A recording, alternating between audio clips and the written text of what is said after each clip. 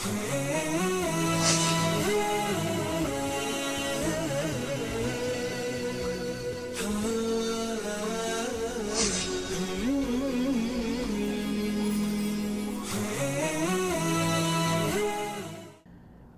علیکم ورحمۃ اللہ وبرکاتہ۔ نحمدہ ونصلی علی رسولہ الکریم، اما بعد فاعوذ باللہ من الشیطان الرجیم، بسم اللہ الرحمن الرحیم۔ ناظرین کرام، میں ہوں پروگرام چمکتے ستارے کے ساتھ، جس میں ہم صحابہ کرام رضوان اللہ علیہ مجمعین کی زندگی پر گفتگو کر رہے ہیں۔ صحابہ اکرام رضوان اللہ علیہ مجمعین نے اسلام کو دنیا کے کونے کونے تک پھیلانے کے لیے بہت قربانیاں دی ہیں۔ اپنی مال و دولت قربان کیے، اپنے اہل و عیال قربان کیے، اور جہاں ضرورت پڑی اپنی جان کو نچھاور کر دیا۔ بہت سی قربانیوں کے بعد یہ اسلام جیسی ایک عظیم نعمت ہم تک پہنچی۔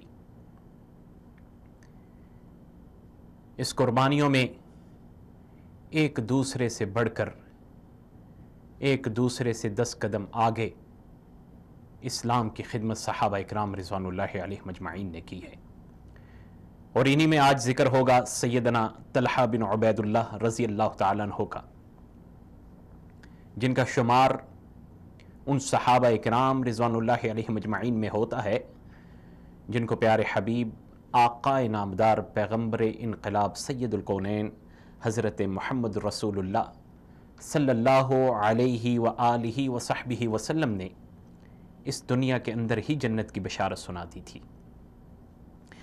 سیدنا طلحہ بن عبید اللہ رضی اللہ تعالیٰ عنہ کا تعلق قریش سے ہی تھا، اور ابو بکر رضی اللہ تعالیٰ عنہ کے رشتہ دار تھے، اور سیدنا حضرت ابو بکر رضی اللہ تعالیٰ عنہ کی دعوت پر آپ اسلام کی ایک عظیم نعمت سے مالا مال ہوئے۔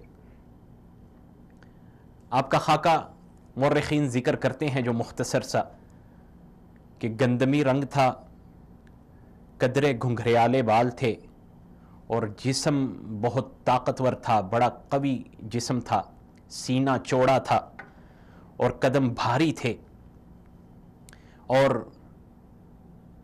آپ جو ایک اور نعمت سے یا ایک اور خوش قسمتی سے مستفید ہوئے تھے، وہ یہ تھا کہ آپ سیدنا حضرت ابو بکر صدیق رضی اللہ تعالیٰ عنہ کے داماد بھی تھے۔ آپ کے اسلام کا واقعہ مورخین اس طرح ذکر کرتے ہیں کہ آپ بصرہ کی طرف تجارت کی غرض سے نکلے تھے۔ رستے میں ایک راہب ملا، ایک شخص ملا، سارے قافلے کو وہ آدمی ملا، اور وہ پوچھنے لگا کہ کیا تمہارے مکہ کے اندر احمد کا ظہور ہو گیا ہے؟ حضرت سیدنا طلحہ بن عبید اللہ رضی اللہ تعالیٰ عنہ نے جب یہ بات سنی تو اس کے پاس آئے، کہنے لگے کہ میں مکہ سے آیا ہوں، کیا بات پوچھ رہے ہو؟ اس نے کہا کہ احمد کا ظہور ہو گیا ہے۔ کہا کون احمد؟ کہا احمد بن عبد المطلب۔ کہا کہ وہ آدمی بیت اللہ سے ایک ایسی زمین کی طرف ہجرت کرے گا جہاں کھجوریں ہوں گی، اور پہاڑ بڑے سخت ہوں گے، اور زمین بنجر ہوگی، اور کہا کہ اگر تمہیں وہ بندہ مل جائے تو فوری اس کی بیعت کر لو، فوری اس کے عقیدے کو مان لو۔ سیدنا طلحہ بن عبید اللہ رضی اللہ تعالیٰ عنہ واپس آتے ہیں اور مکے کے لوگوں سے پوچھتے ہیں کیا میرے پیچھے کوئی واقعہ رونما ہوا؟ کیا میرے پیچھے کوئی عجیب سی کیفیت سے آپ گزرے؟ یعنی کہ پوچھنا چاہ رہے تھے کوئی ایسا واقعہ یا کسی کے ظہور کی کوئی بات پھیلی؟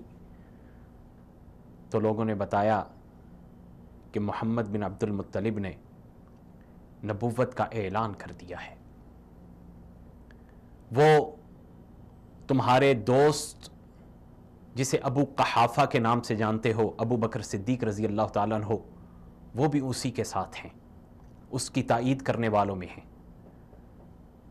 تو سیدنا طلحہ بن عبید اللہ رضی اللہ تعالیٰ عنہ حضرت ابو بکر صدیق رضی اللہ تعالیٰ عنہ کے پاس آتے ہیں، کہا ابو قحافہ اٹھو عبادت کرتے ہیں۔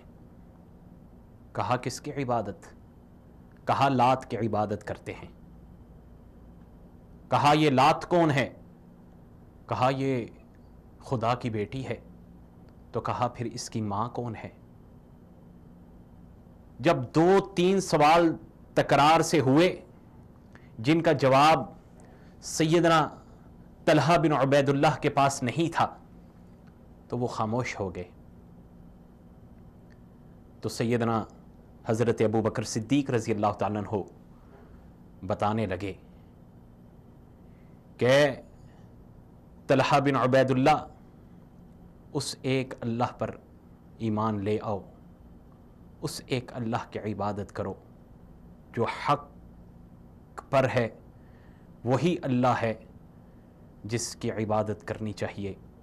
تو جب تھوڑی سی دعوت و تبلیغ کی تو سیدنا طلحہ بن عبید اللہ رضی اللہ تعالیٰ عنہ فوری مسلمان ہو گئے، اور آپ صلی اللہ علیہ وسلم کی خدمت میں آپ کو لایا گیا تو آ کے اس راہب کا سارا واقعہ بھی سنایا کہ میں نے اس طرح واقعہ بصرہ تجارت کی طرف جب گیا تھا تو ادھر یہ سنا تھا۔ تو اللہ کے نبی صلی اللہ علیہ وسلم یہ بات سن کر مسکرائے،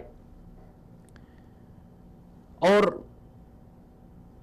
یہ سیدنا طلحہ بن عبید اللہ رضی اللہ تعالیٰ عنہ ہیں کہ جن کو اللہ کے نبی صلی اللہ علیہ وسلم نے ہجرت کے بعد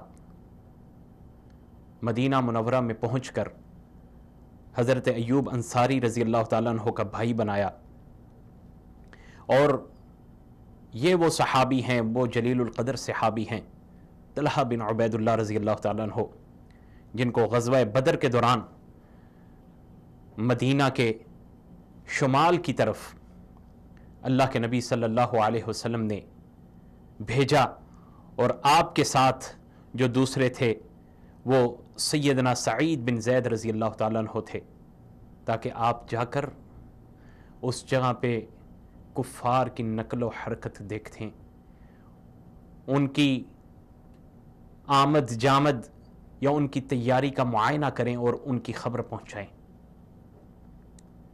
تو آپ وہیں تھے تو یہ واقعہ بدر ہو گیا۔ تو آپ کہتے ہیں کہ اگر مجھے اللہ کے نبی صلی اللہ علیہ وسلم کا حکم نہ ہوتا اس جگہ ٹھہرنے کا، نقل و حرکت دیکھنے کا، تو میں بدر کے میدان کے اندر داخل ہونا اپنے لیے بڑے اعزاز کی بات سمجھتا، اس مارکے کے اندر شریک ہونا اپنے لیے بڑے فخر کی بات سمجھتا۔ لیکن یہ بھی بہت بڑی سعادت تھی کہ آپ اللہ کے نبی صلی اللہ علیہ وسلم کے حکم کو مانتے ہوئے مدینہ سے شمال کی طرف اس قافلے کی نقل و حرکت کا جائزہ لے رہے تھے، اور ساری رپورٹ جو ہے وہ پیارے حبیب حضرت محمد رسول اللہ صلی اللہ علیہ وسلم تک پہنچا رہے تھے۔ تو جب غزوہ بدر ختم ہوا، مال غنیمت تقسیم ہوا، تو آپ کا بھی اس سے حصہ مقرر تھا، وہ آپ کو جو پہنچایا گیا اور آپ کو وہ دیا گیا۔ یعنی کہ صحابہ کرام رضوان اللہ علیہم اجمعین نے پیارے حبیب حضرت محمد رسول اللہ صلی اللہ علیہ وسلم کی ہر بات پر عمل کرنا اپنے لیے اعزاز، مرتبہ اور شرف سمجھتے تھے، کہ ہر بات کو، ہر حکم کو ایک دوسرے سے پہلے ماننے کی کوشش کرتے تھے۔ نسائی کی ایک روایت میں آتا ہے، مشرکین نے جب پیارے حبیب حضرت محمد رسول اللہ صلی اللہ علیہ وسلم کو احد کے میدان کے اندر گھیر لیا تھا، ارشاد ہوا کون ہے جو ان سے نپٹے گا؟ تو سب سے پہلے جو بڑے وہ سیدنا طلحہ رضی اللہ عنہ تھے، اور پھر حضرت جابر انصاری رضی اللہ تعالیٰ عنہ آگے بڑھے اور مورخین لکھتے ہیں سیدنا طلحہ میدان کے اندر 11 لوگوں سے اکیلے لڑ رہے تھے، 11 لوگوں سے اکیلا مقابلہ کر رہے تھے۔ تو سامعین کرام، ہم اسی گفتگو کو لے کر مزید آگے بڑھیں گے۔ اگلی قسط کے اندر، اگلے پروگرام کے اندر ہم اس کو پورا کریں گے۔ تب تک کے لیے مجھے اجازت دیجیے۔ اللہ ہم سب کا حامی و ناصر ہو۔ فی امان اللہ۔